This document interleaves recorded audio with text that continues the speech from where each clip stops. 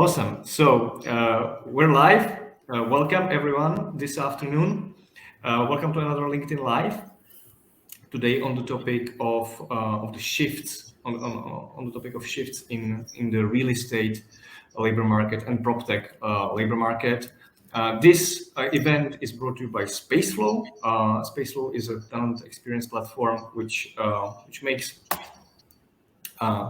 operational tenant-facing teams more efficient and tenants happier generally in the office and residential sectors around Europe.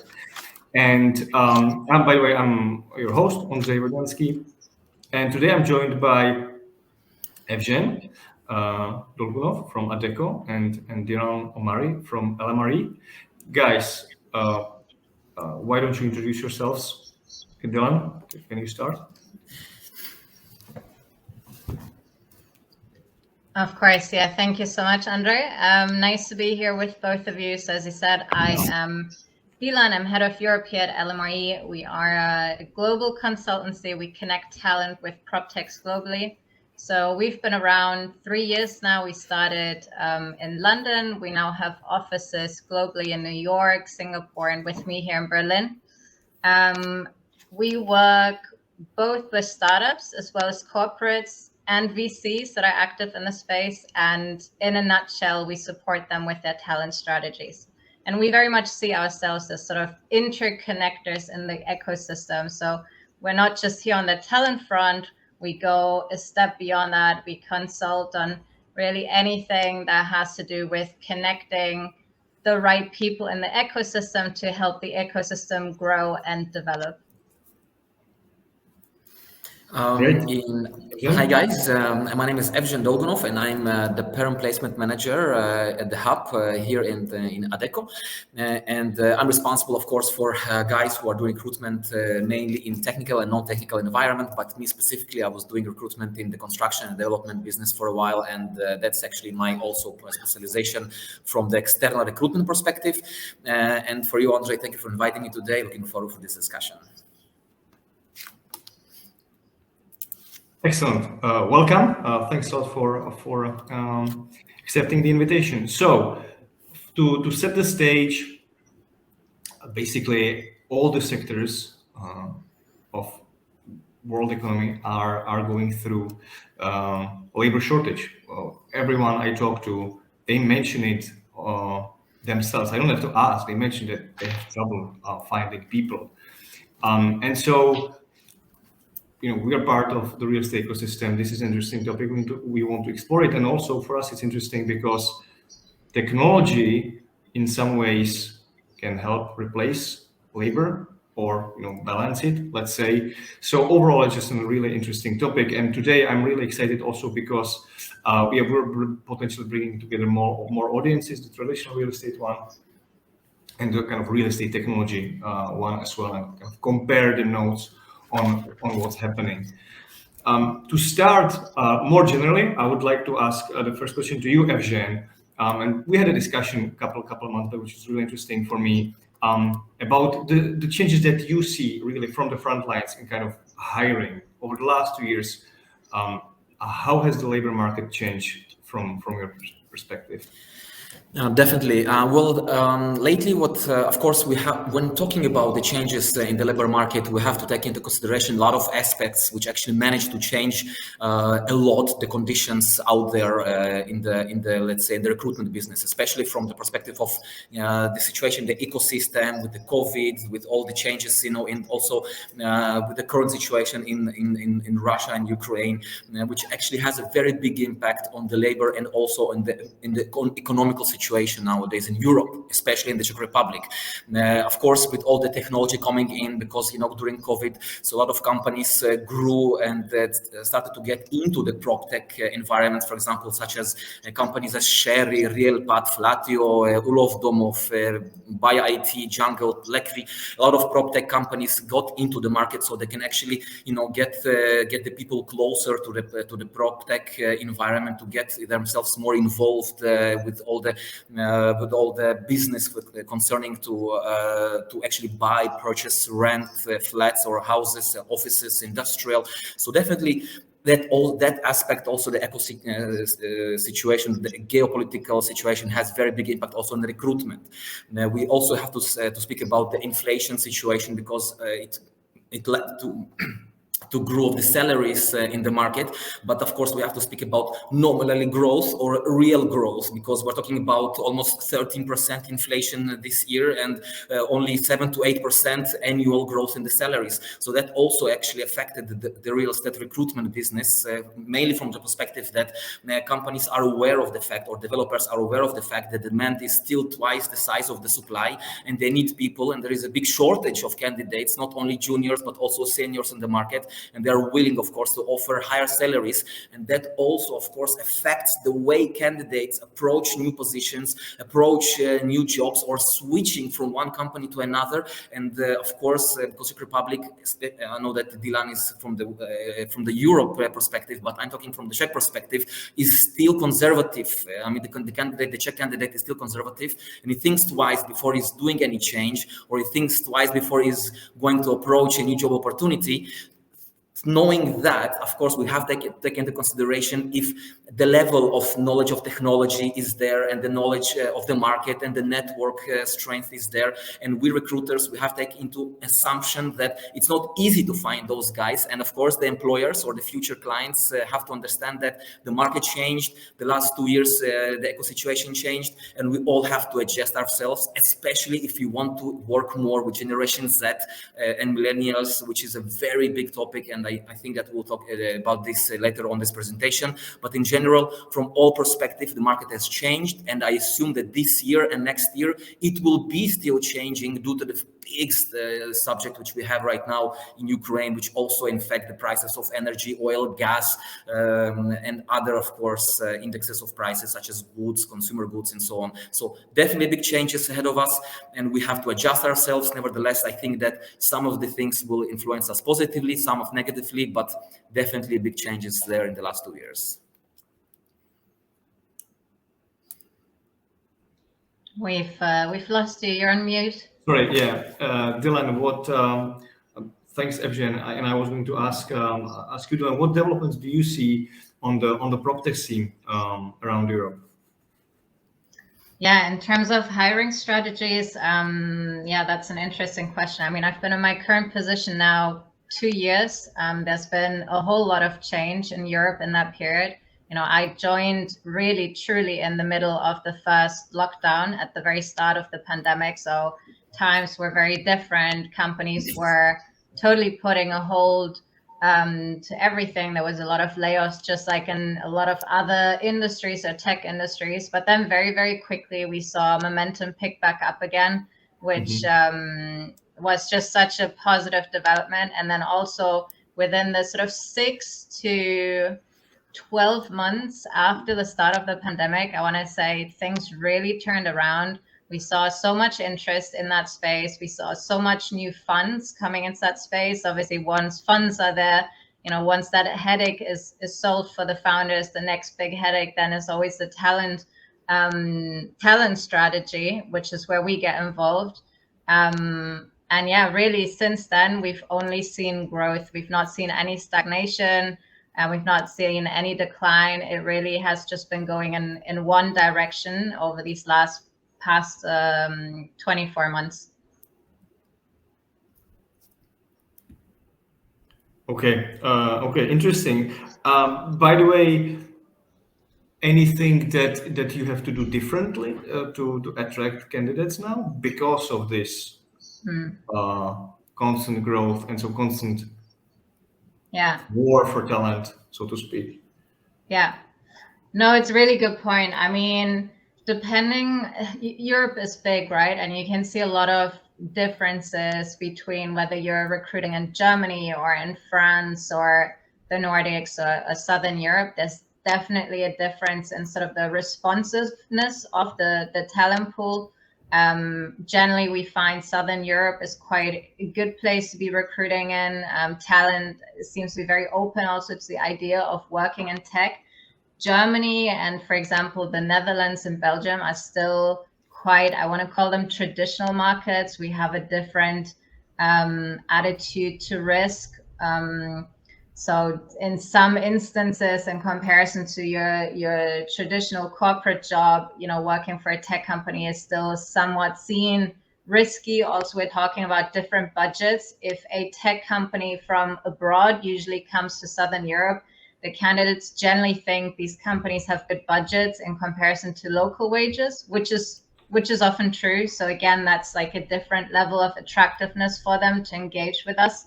In Germany, on the other hand, the startups often are more bootstrapped. They definitely struggle to compete with the corporates on that side. So there's a very different approach. You need to highlight very different aspects or benefits of working for that particular client or that company in comparison to a different market. What else can I tell you? Also, it's so important that you as a client, like as soon as you can, and obviously this develops, right? Like as you as a person change, a company also changes through its growth period.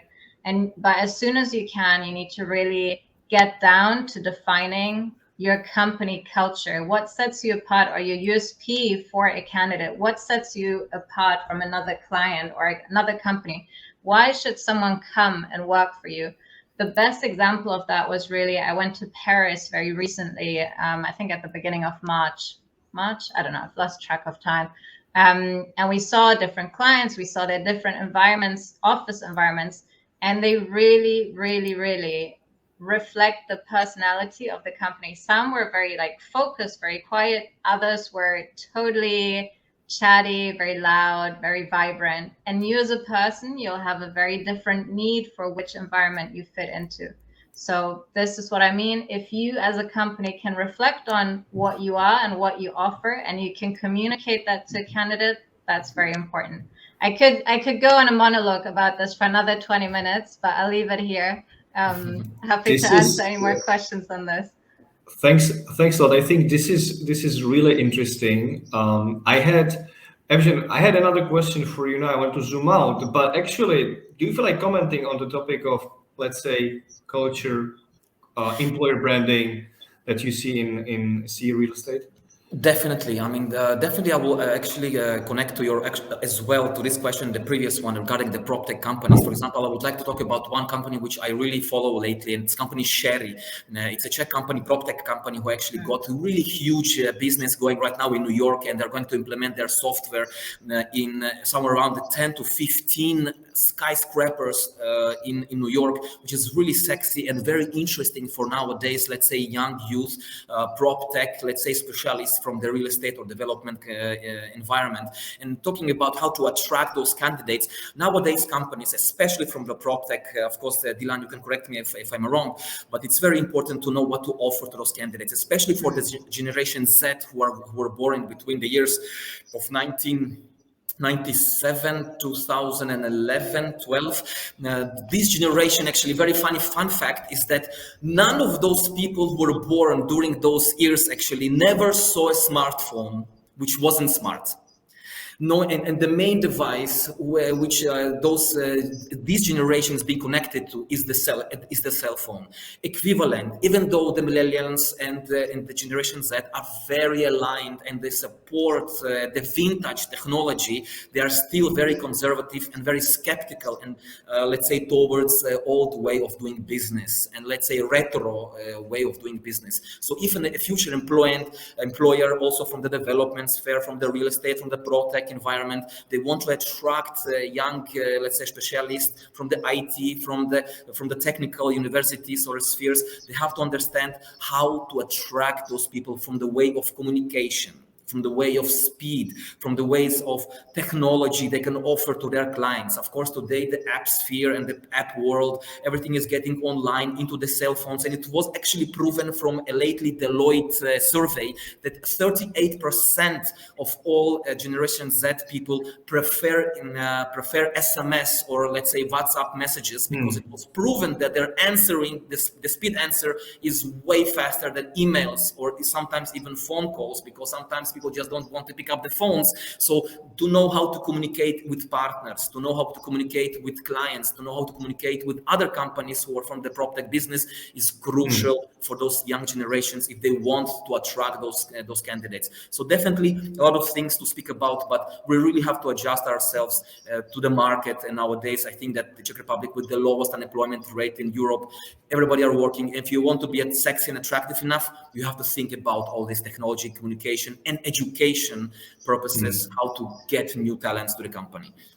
Okay, but actually, let's zoom out even more, kind of looking away from, let's say, technology or even real estate, but generally, do you see any, I guess, changing in values? Really, if you go to the approach of people to looking at jobs, evaluating them, what to look for, I'm really curious about that because again, we exchanged some really interesting thoughts. Do you see, like, what are the differences between, let's say, our generation or the generation of the mid and senior managers of today in real estate and the newcomers into the labor market? Yeah, happy to jump in here. I mean, there's definitely, at least in the tech space, there's a huge holistic approach to choosing your job. So it's not just one aspect of the job or the employment that the candidate will look at. And also that dynamics have really, really changed, which is something I think some of the older generations struggle to understand. Sometimes it's truly no longer just the employer that interviews the employee. It's very much a sort of like a 360-degree process. So both sides check each other out and see if they're compatible. And candidates aren't shy about communicating that either. So you as a company, you really have to, how do you say, you have to impress the candidate throughout the process. You have to engage them. You have to convince them why you are the right fit for them, just as much as obviously they have to convince you as well. But yeah, back to your question. So it's not just, let's just say, just the salary that they might look at, or not just the working culture. It's really the whole package. I don't know how that differs from the corporate environment, to be honest. I don't know if there maybe it's still very much the benefits that a corporate offers in terms of financial aspects, security. I don't know. Maybe Evžen, you can comment a little bit more on that. But in the prop tech startup scale up space, it's definitely true what I've just said. If I can as well put my 5 points into the subject, definitely agree with the financial aspect. Unfortunately, we have to admit that even though the average salary in the Czech Republic nowadays stands somewhere around the 40,200 something, and only, but in Prague, let's say, even though we consider Prague to be, let's say, the center of the real estate and development in the Czech Republic, we are somewhere around the 47, 48,000, the average salary, which of course is higher than in the regions. So about 2,000 euros, just about 2,000 euros per month. Yeah, I mean, like, it's very important. Exactly. So it's very important, of course, the money-wise issue, especially if nowadays we're expecting that in the middle of 2022, the inflation rate will be somewhere around the 13%, which was the last time in the Czech Republic in 1998, which was like, we're coming back a really long time ago for the inflation rate. So of course, people are getting robbed in few percentage, realistically being robbed in salaries. Of course, we have to think about salaries. Definitely, it's still on the first place, but not least important, of course, is how do we actually deal, as you said, with the newcomers to the market. So speaking about technology, speaking about the way, because researchers and searchers say that Generation Z is so far the most smart generation ever. We have to work and think about that, because this generation is very well informed, has a very strong, let's say, sources to gain information from a really young age. Because if I'm not mistaken, we're speaking about Generation Z, which was from 1997 to 2012. The first iPhone was in 2007. So already this generation, when going to school, they already have an iPhone.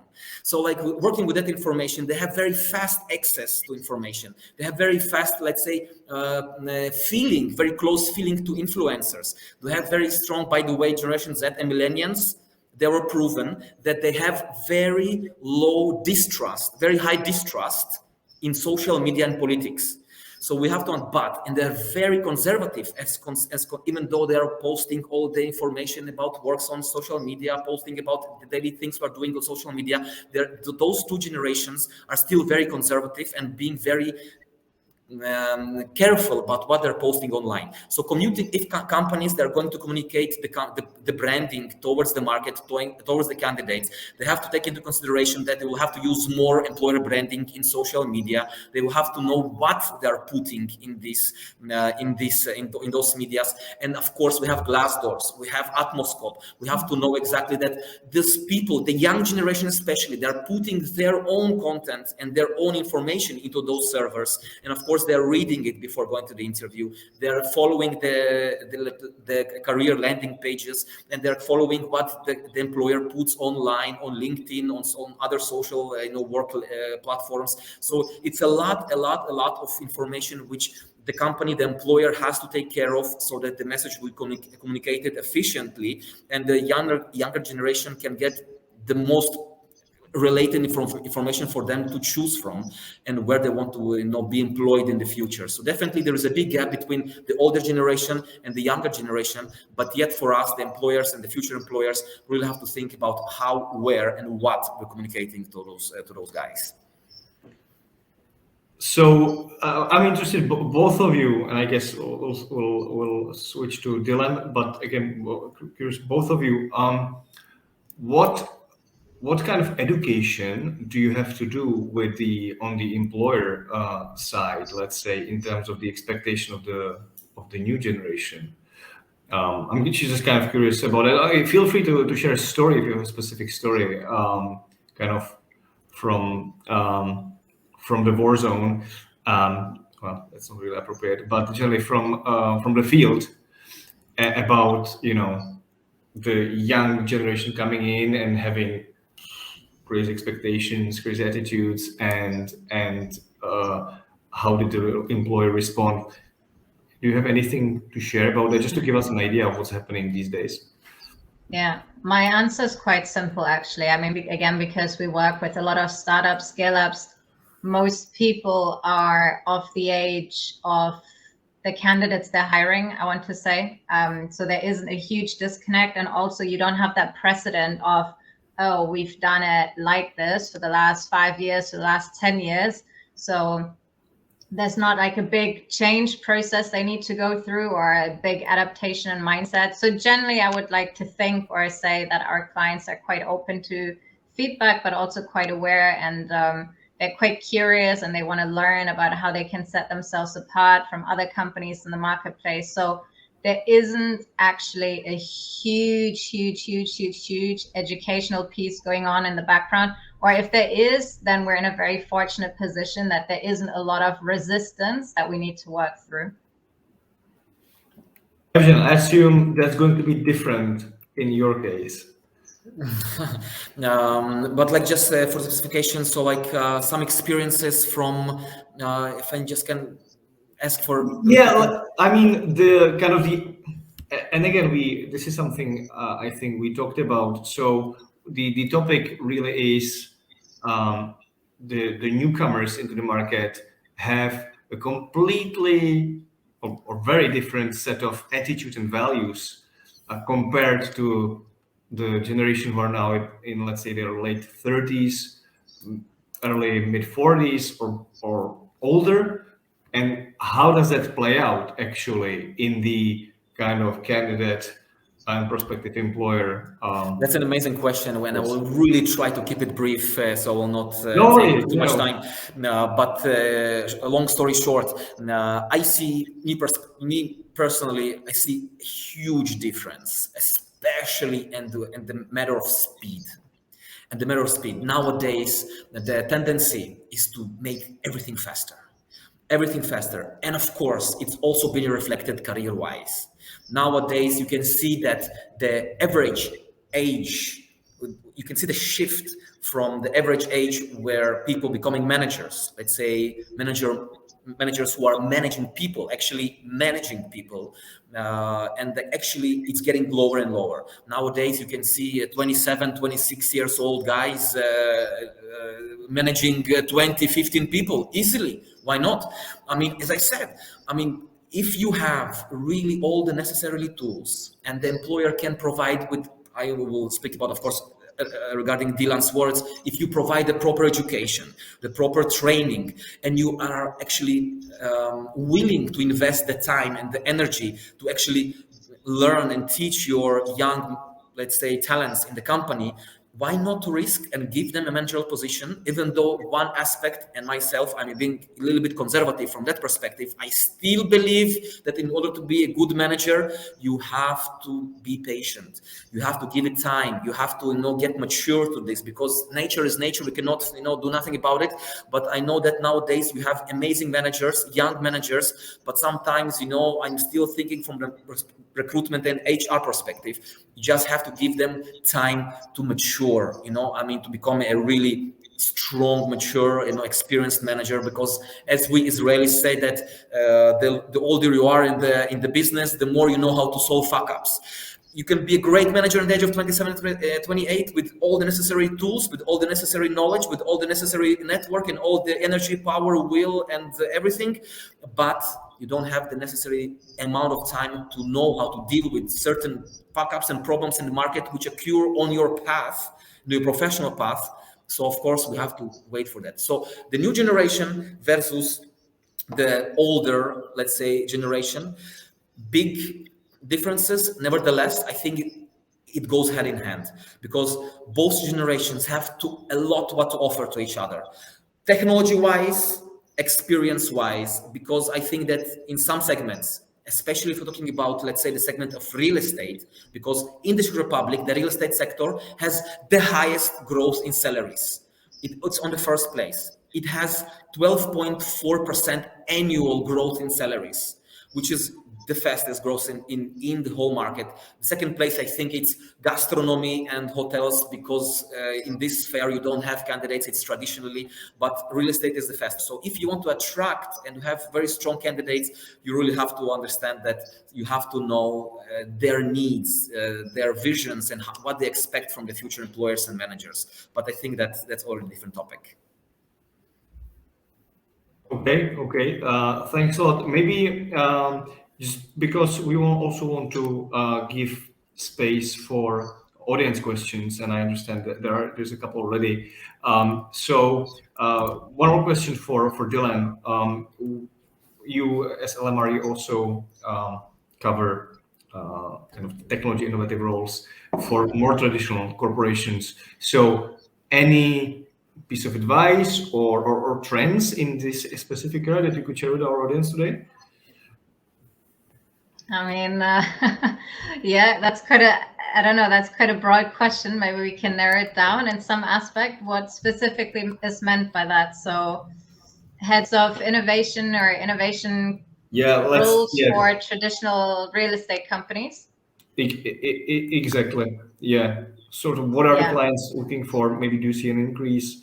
Or you also mentioned that you consult. So I guess, and again, that's probably a topic for a whole webinar on its own. Yeah. But maybe share some insight on this topic that comes to mind. Yeah, I'll try and narrow it down in my own mind and see what content could be relevant for you. But it's true, it is a topic for a whole webinar. I actually did do a webinar on it with, for example, the former head of innovation at JLL. It was incredibly interesting to talk about the journey that a traditional real estate company of that size goes through to adopt innovation. It's so complex. Where do you start? First of all, you need data, right? Where do you get the data from? Then once you have the data, what do you do with the data? how do you analyze it? How do you get the most value out of it? How do you then adopt it? What are the learnings? And then maybe what's even more complex than the data side is the human resource side. So who do you get buy-in from? Who do you need to get buy-in from to even bring about change? Do you start at the top? Do you start in the middle? Which way then does the communication go? Who are the enablers of change? Who are the champions of change? And also, what new talent, so coming back to the talent strategy that is connected to change, what talent do you need what new talent do you need that also facilitates the change? Or also, how do you get buy-in from the existing employees to then, once maybe you've developed your innovation strategy, you've developed, I don't know, you've pinpointed areas that you need to work on or technology that you want to implement, but how do you convince that the people that maybe have already been there 10, 15 years to use those new tools? So I've drifted off topic a little bit now, but that's what the whole webinar was about. It was hugely fascinating. Again, very complex topic, very big topic. And any real estate company that's been around for a number of years, they will have to set themselves apart with that question. Now, whether they get an in-house innovation officer, head of technology, whatever you want to call it, it probably depends a little bit on their size and their requirements, or whether they get an external consultant. But there's no way around that. If they want to stay relevant, it is 100% a topic they have to set themselves apart with. Okay, thanks a lot. Again, I totally sense that there's a lot to talk about behind. I will have to look that webinar up. So thanks a lot. Let's move to the audience questions, and I think just the first one again will be for both of you, for sure. It's very pragmatic. John asks, what is the flavor of expectations beyond market salary that tech, prop tech talent, but let's look at real estate as well, are seeking today, such as flex or hybrid working, shared purpose, ESG alignment, beer tap, etc. I think, very on point. So curious what both of you have to say about this. Now, if I understand correctly, the question, the expectation beyond market salary. Well, no. So beyond market salary, what are some yes, like perks and other parameters, let's say non-monetary, that young people are expecting today? Definitely, from the perspective of our country, Czech Republic, because again, I'm talking from our perspective. Always, what is interesting as well is the type of the job content, or like let's say the projects which the young generation are being actually assigned to, which technology they can use. And for example, in prop tech, I can speak about the metaverse, which is like a very big topic nowadays, especially from the perspective of how can you actually get closer to the client, to your client. Also from the perspective of recruitment, using nowadays, let's say this environment, which is still the artificial intelligence, the VR technology, using this technology in your daily basis, and usually if the company or the employer has the privilege to offer it to the future, let's say, employees and the candidates, and it's very attractive, because nowadays we're talking about Internet 3.0 and other technologies which are going to be used in the more and more in the future. So definitely that's also very sexy and attractive for young candidates to get more into this sphere. So from that perspective, if I can say, that's very interesting, and they're asking about it as well in the real estate environment. You're muted again. Just before we move to Dilan, flex, remote, hybrid, or in on-site, or ESG, is that something that candidates are asking about? Are they expecting automatically, full remote or hybrid? Yeah. I mean, the short answer is 100%. I mean, again, every person is different, right? Everyone has different requirements. And I think this is what employers need to realize. No two people are the same. And also you might hire someone and they stay, well, hopefully they stay with you for a number of years. And over that time, their life could completely change from one day to the next, and their requirements totally change. And you as an employee, you just need to have, you need to be flexible enough to adapt that. But yeah, if you ask me about specifics, flexible working, 100%. Like, I don't think I have any candidate anymore that wants to come to the office 5 days a week. It's just, that's a no-go. So even if you still insist you come 3 days a week, that's sort of like a lot of candidates, that's a happy medium for them. They're very happy to have the social interaction, but they definitely also want to have a few days at home. ESG, I mean, again, not every prop tech has the privilege of being able to have an ESG focus, but definitely we see that the technologies that do have an ESG aspect, they're thriving, and candidates love that, of course. Like, who doesn't want to do something good in their daily work and feel good about themselves? Yeah, of course. Then also it depends on what kind of role are you hiring for and at what stage. How early on are you? Are you looking for some senior candidate to join you when you're quite early on, and you still have, how do I say, there's still quite a lot of risk involved in joining you, and you need to convince people to believe in your vision and the goals. And so then what is really, really important for candidates is also being able to take part in the upside when that time comes. So offering ESOPs, offering shares. I know that's a big and complicated topic across Europe, but so important that you are generous in that aspect, because the best talent will go wherever it's best compensated and wherever they feel the most valued. And, financial compensation is simply a part of feeling valued. So even if you're strapped on cash in that moment in time, you cannot pay someone an amazing salary, make up for it in terms of shares. I think that's a big one that also often gets overlooked. What else could I tell you? I think that's it. Most other points we've discussed already. Again, company culture. Yeah. Okay. Really fascinating. Thanks a lot.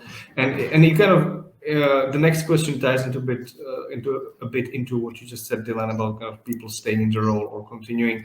So Robert is asking a really interesting question, I think. How long does the younger generation expect to keep their jobs? Do they assume they want to be in a job or slash company for 2 years and then move on? What strategies can companies use to lengthen the time employees remain at the company? Really good question. If I might just say a few words about that, because actually it's a very interesting topic. We spoke about that actually. Is that I think that what we observed lately in the market is that a lot of young candidates, especially from Generation Z, or let's say, because it's too young, but maybe from millennials, there is this tendency to work on more projects. And I think that the conservative thinking of course, most of the employers nowadays, they seek for full-time people working only for them. But there are some companies who are offering, for example, the possibility for candidates to work, let's say, part-time at their company, and allow the candidates to work on project-wise, let's say, in other companies as well.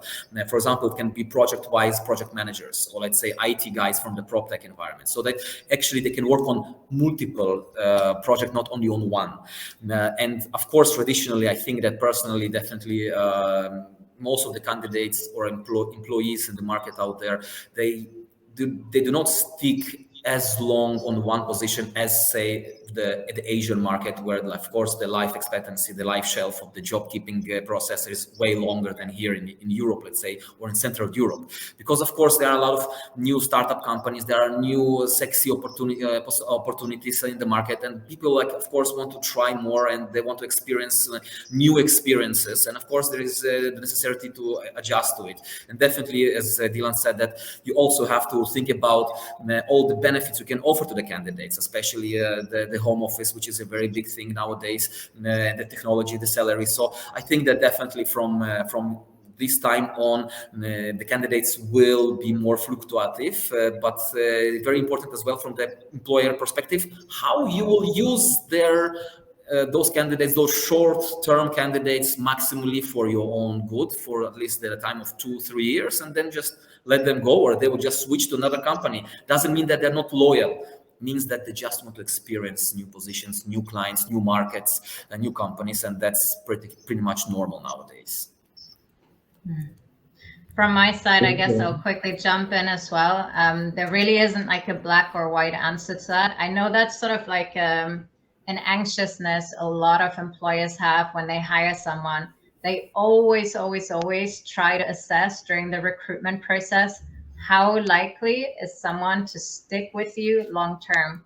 But it's impossible to find out. You have candidates that are in a company for 10 years, then they finally decide to make a move somewhere new. And then after maybe a year or two, they find out actually it's not the right thing and they move on. So their previous history is not at all an indicator for what their future will be like. And equally, you might have a candidate that has been a total job hopper for the last 5 years and explored all sorts of different opportunities. And then they finally land somewhere. And because they've had the opportunity to job hop so much previously, they can identify once they've really found something that is a true match to their personality or their current situation. And they end up staying for 4 or 5 years and they build a really great career there during that time. In terms of, I'm just looking back at the question to see which aspects I haven't answered yet, but what can an employer do? Honestly, I mean, as Evžen said, Generation Z or millennials, they're just really highly educated. They have the desire to constantly be stimulated and to have new experiences. So as an employer, you really also need to think about career growth opportunities you can offer. I know it's not easy for a startup, right? Your structure just is non-existent. You don't know what tomorrow holds, kind of, so let alone what you can promise someone in a year's time. But you need to at least have the desire, or you need to at least show your employees you're thinking about them, you're thinking about the career development, and you will keep them in mind for opportunities that arise. That is 100% something that is very, very important and very attractive to younger generations in terms of staying committed to a company. Okay, thanks a lot.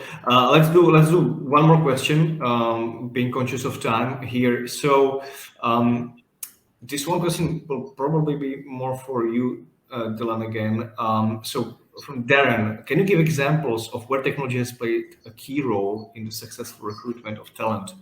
What are top employers, let's assume in real estate and prop tech, doing that others perhaps are not?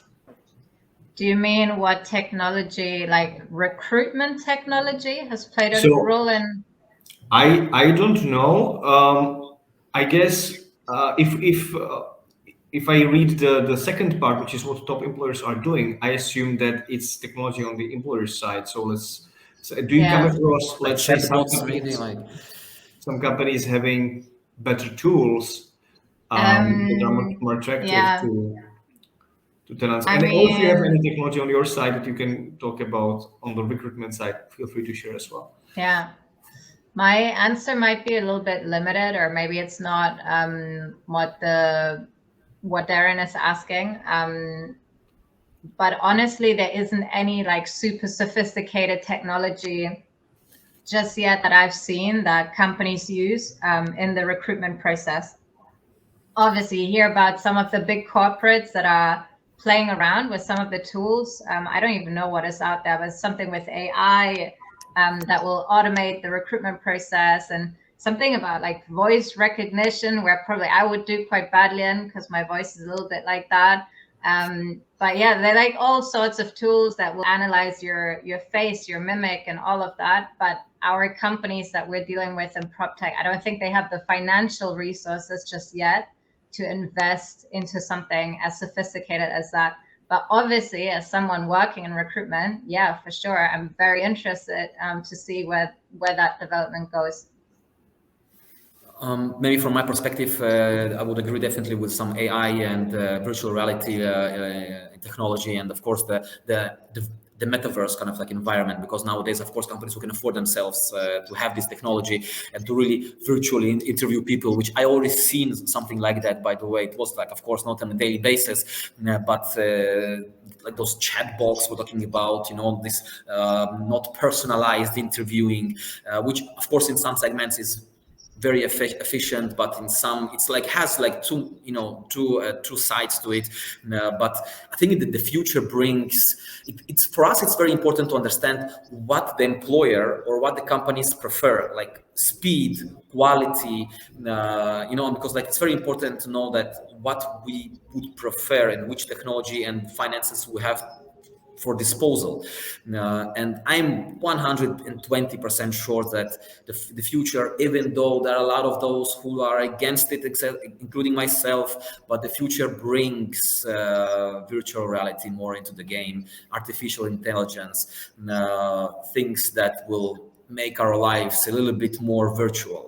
Metaverse virtual, and it's a very big topic. I know that we're heading towards the end of this webinar today, and it's something that I'm very interested in, and I'm definitely reading a lot about it. But this is the type of technology which makes me scared, at the same time excited to see how it goes, but definitely nervous a little bit as well.